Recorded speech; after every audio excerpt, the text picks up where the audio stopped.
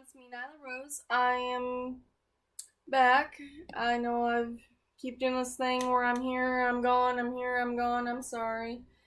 Um, but I am going to be doing another reaction video. I'm going to be listening to Mr. David Near's playlist on Laughing Jack, so basically all his Laughing Jack videos he's done. Yeah, if you guys have anything you want me to react to or anything, feel free and leave a link, and I'll check it out. And then, yeah. If you guys want to talk, just leave a comment. Alright, let's get to this, huh?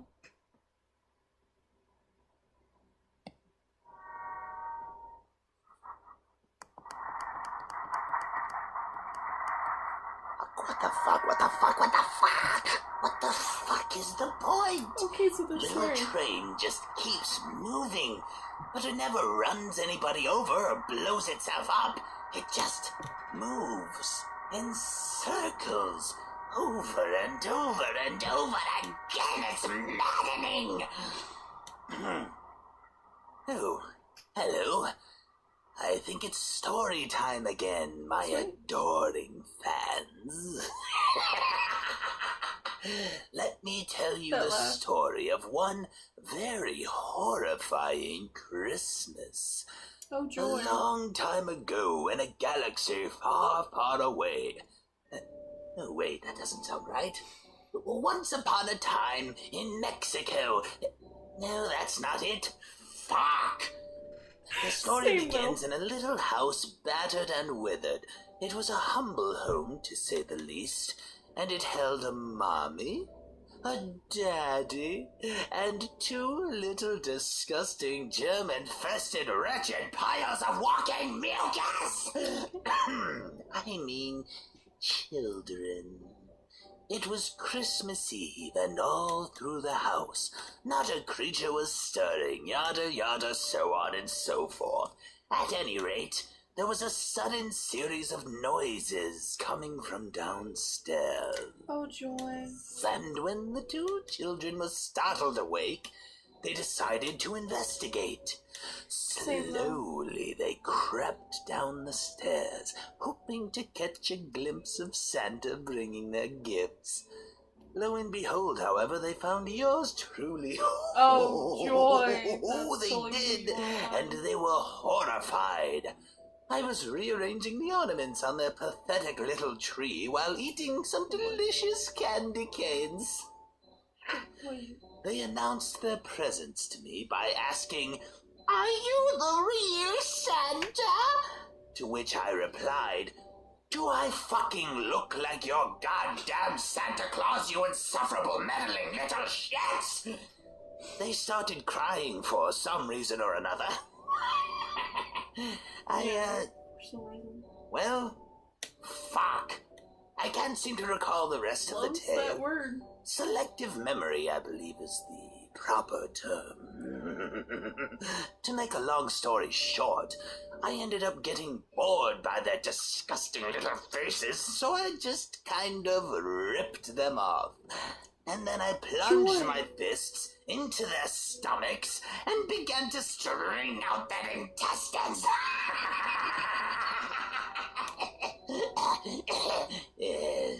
Yeah, right there. I really shouldn't be laughing at such things. It's you. Oh, who am I kidding? There's nothing more humorous than a whiny little brat being horribly disfigured by someone who just stole their goddamn candy canes.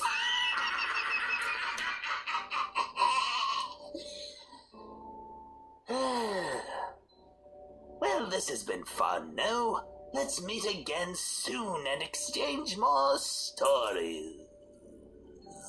Assuming I leave you alive long enough to hear my next story. If not, then we'll find out now, won't we? If you go to heaven, tell God that his feet smell. Won't you do that for me? If you go to heaven. See you around, kiddo.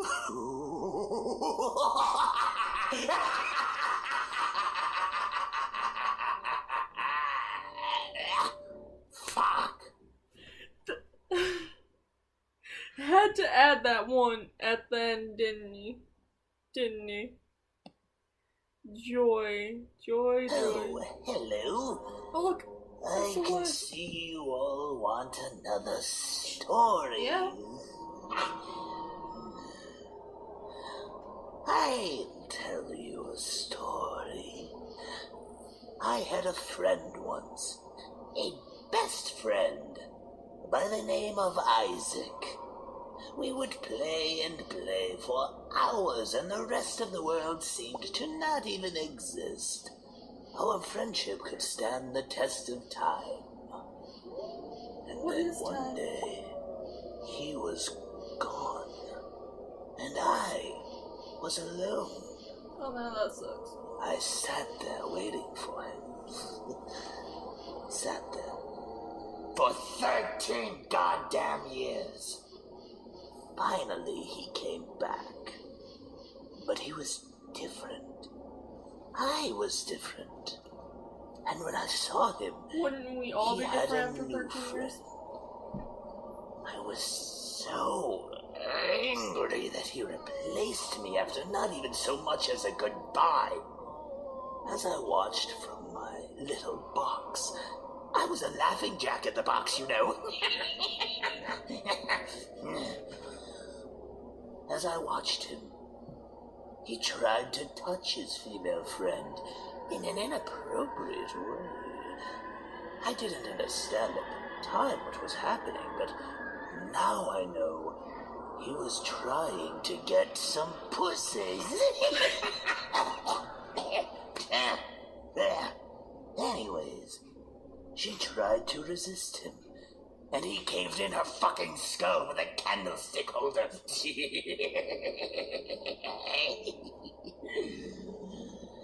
I was so enthralled by what I had witnessed.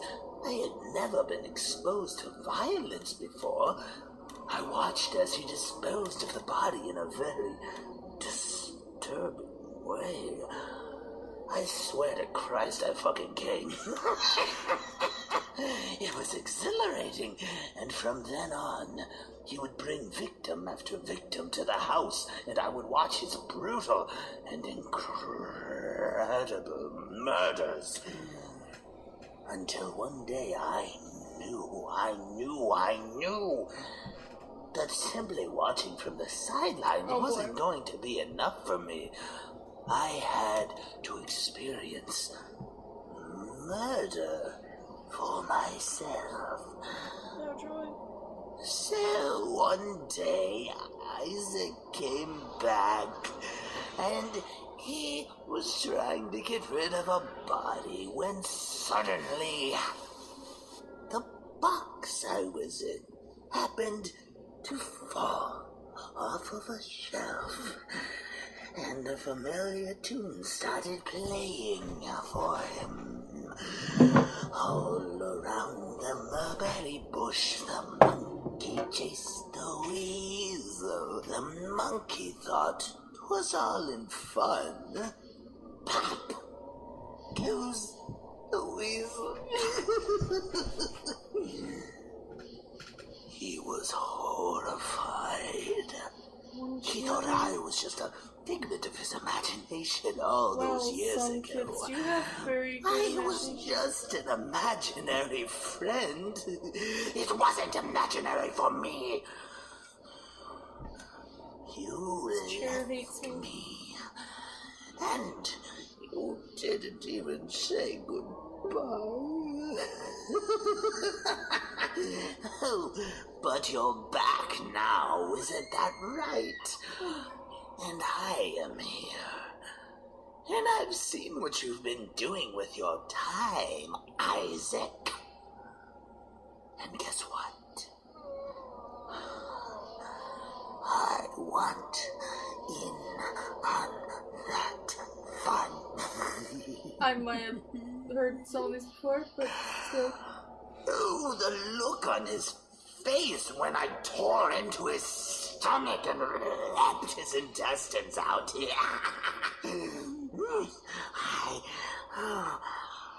It's all a bit of a blur now, actually, that I'm trying to think about it. Oh, I'm sure it is. But But I what? remember his screams. Oh, Joey. Oh, they were glorious. And I knew from that moment on that simply one murder wasn't going to be enough for me. So there was another and another and another.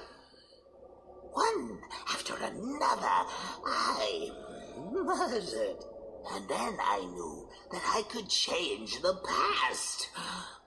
I could stop any other friendships from being ruined by killing disgusting, bratty, snot-nosed little lying piles of shit called children.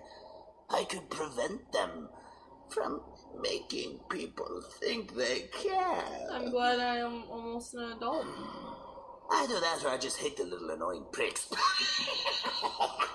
Depends on the kid.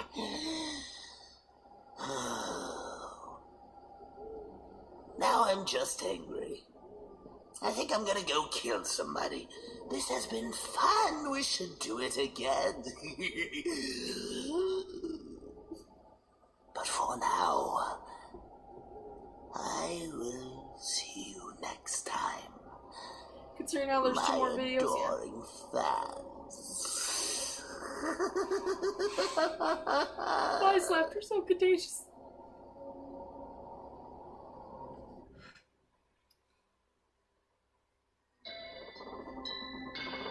Joy. We have 1 more video after this one.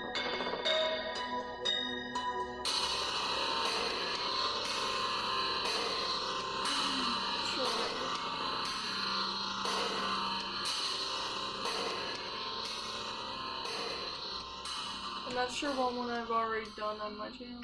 Well, hey there, sexy. It's your old pal, Laughing Jack again. Have you been a good little girl? I hope so.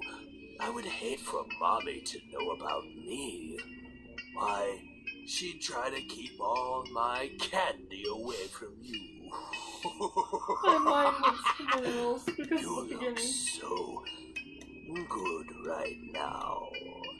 And I want to tell you a story. You know what? my Squid looks dear. better. There you go. Once upon a time. Oh, that's pretty exciting, huh?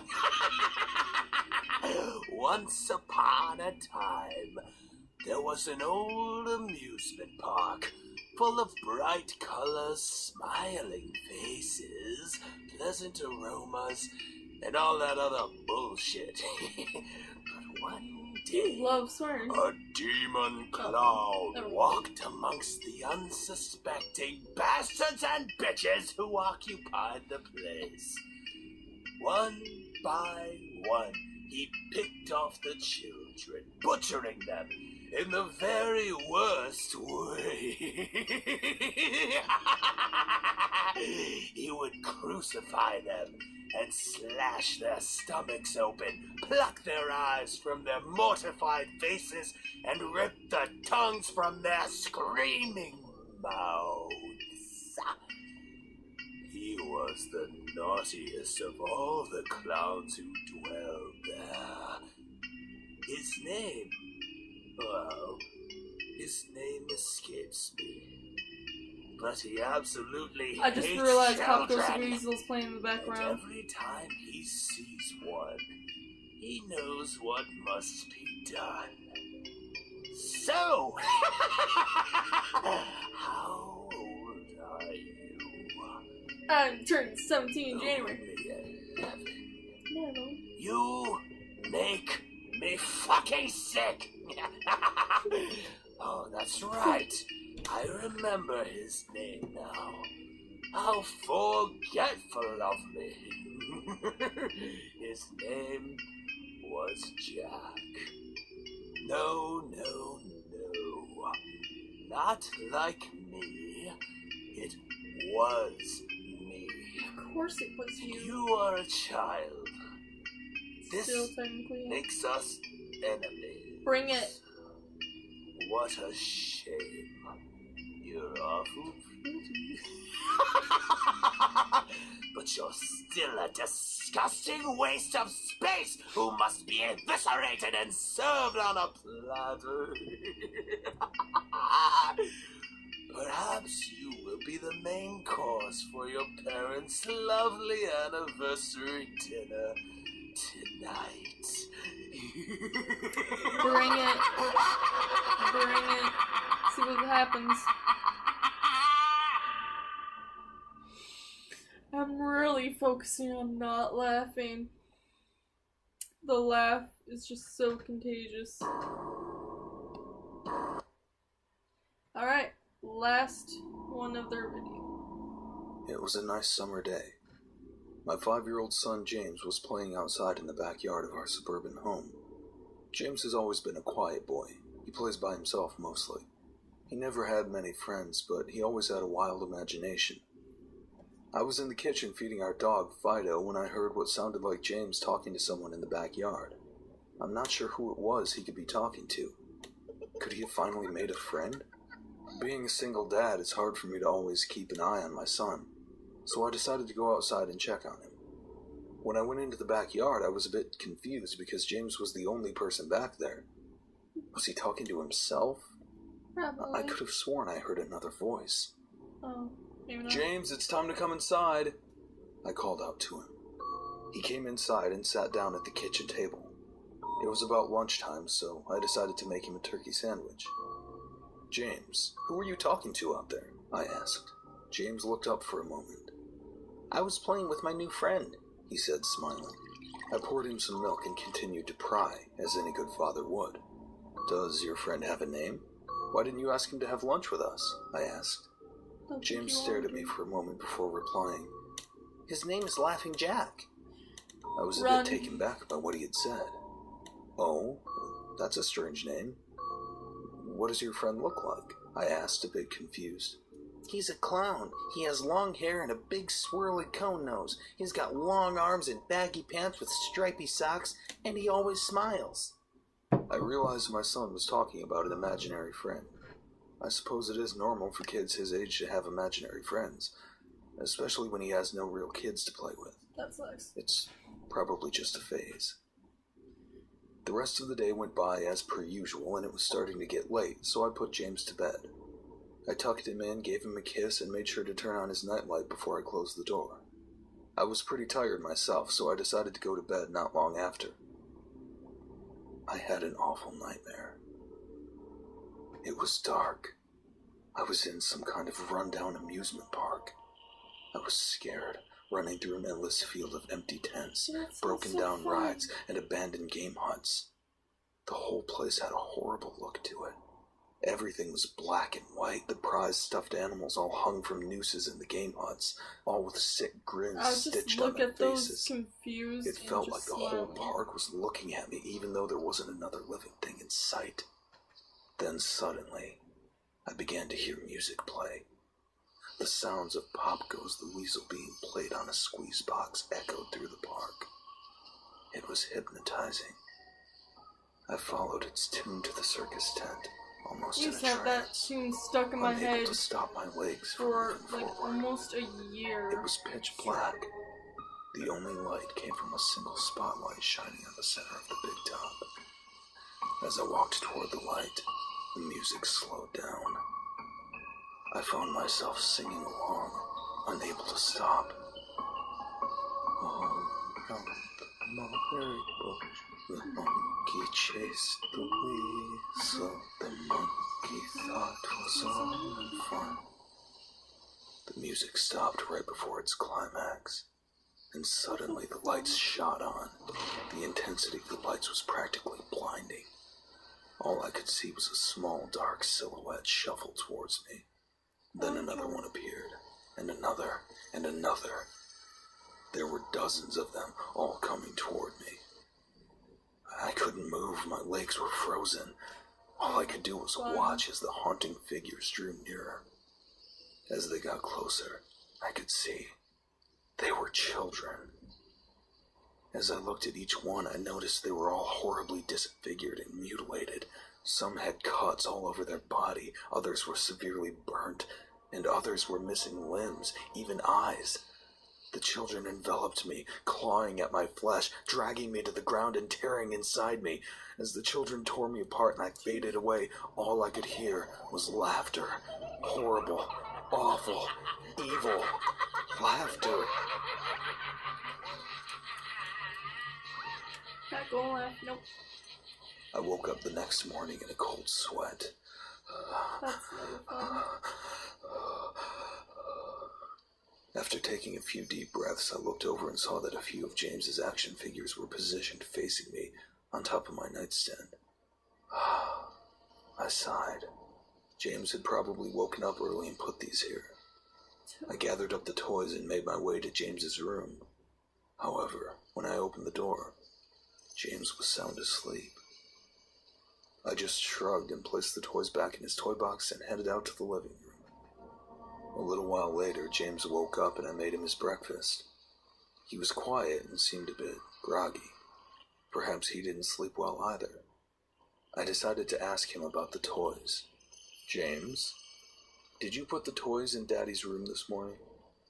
His eyes shot up at me for a moment, then quickly glanced back down at his cereal.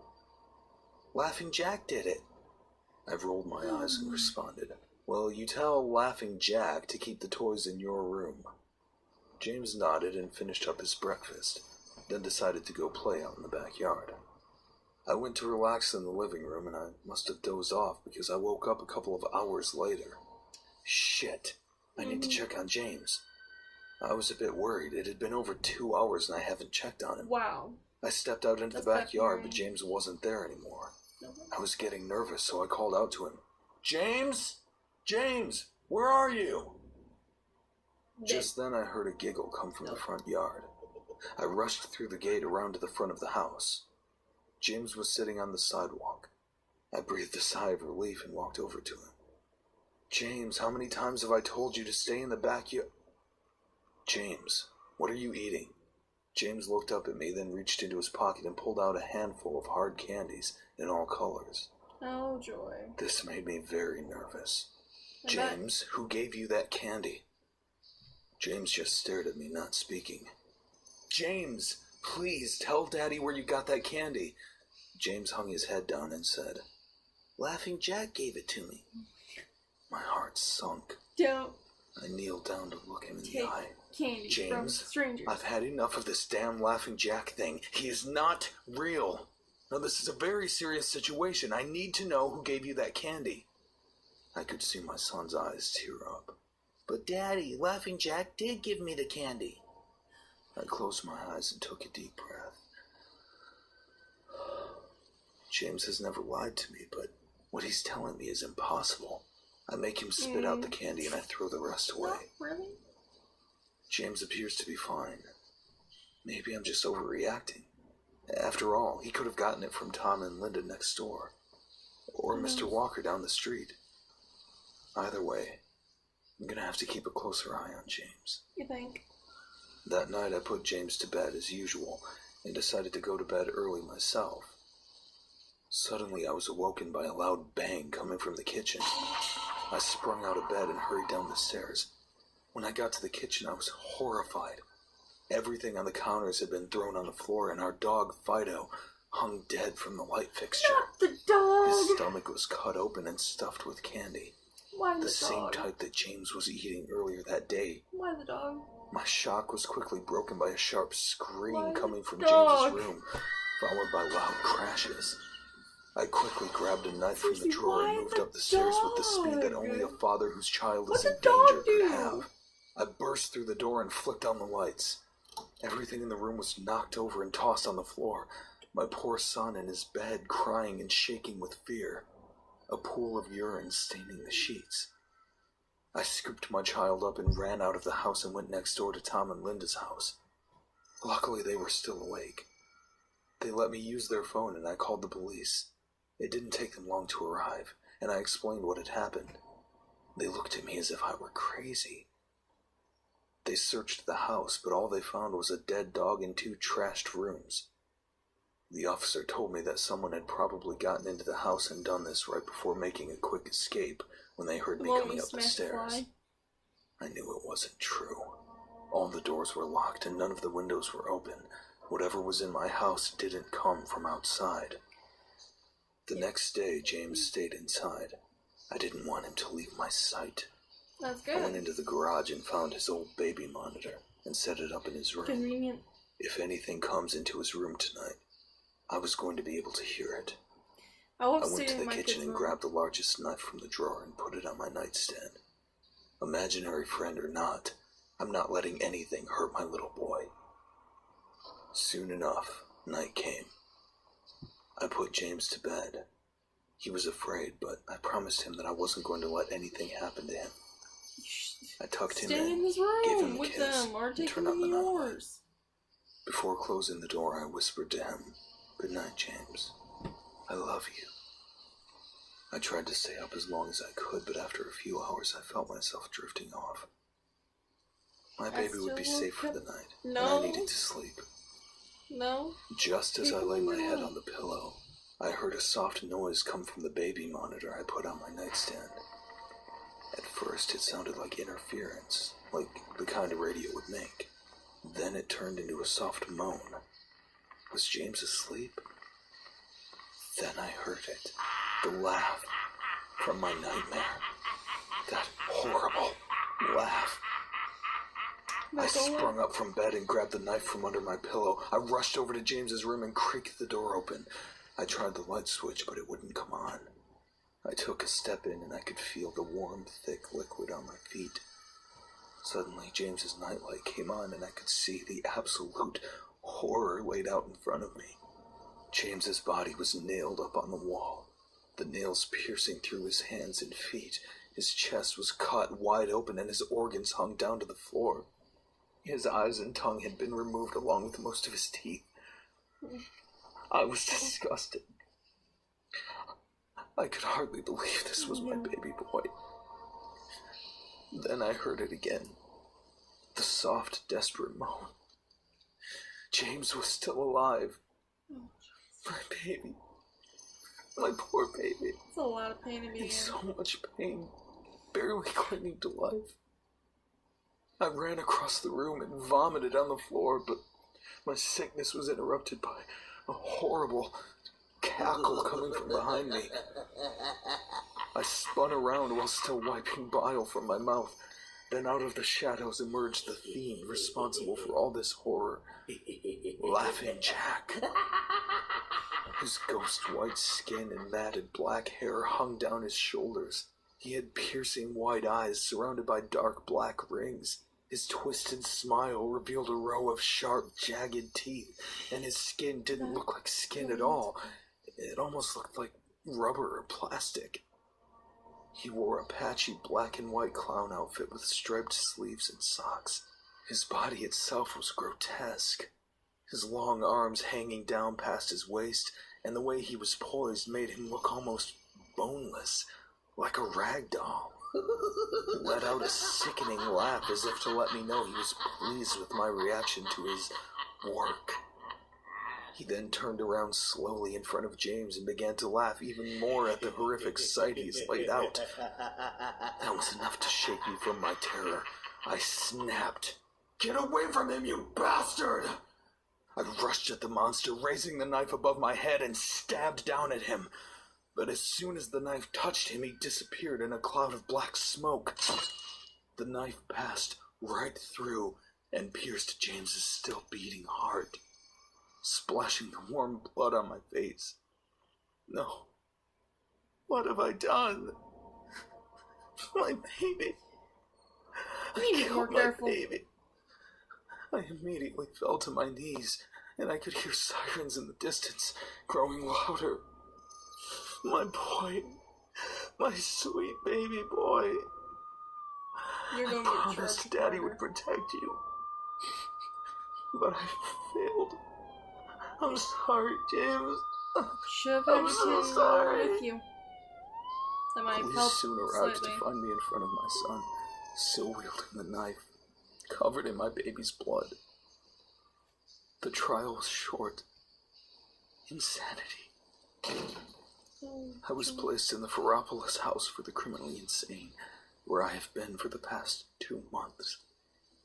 It's not so bad here. The only reason I'm awake now is because someone is playing Pop Goes the Weasel outside my window. someone that wants to I'll haunt talk you. to the orderlies about it in the morning.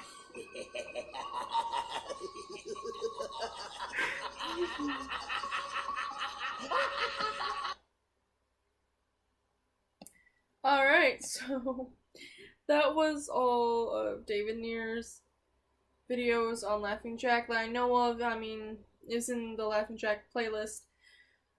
So yeah, obviously a lot of swearing, but you know what? Who cares? If you guys have any requests, leave a comment. If you're wondering, that right there, I came up with that symbol. At least I don't think anyone else has tried drawing anything like it. But it's my symbol / mark, so please do not copy it. And speaking of Pop Goes the Weasel and Jack in the Boxes, when I was on vacation, I ended up finding Jack in the Box that plays Pop Goes the Weasel. It's Sock Monkey, but you know what? I might edit it a little bit to make it somewhat Laughing Jack-ish.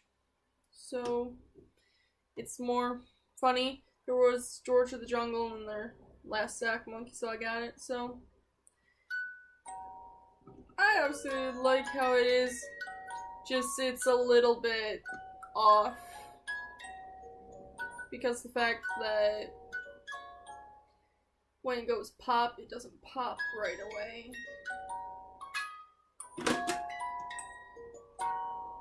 It pops after it. But yeah, that's my Jack in the Box.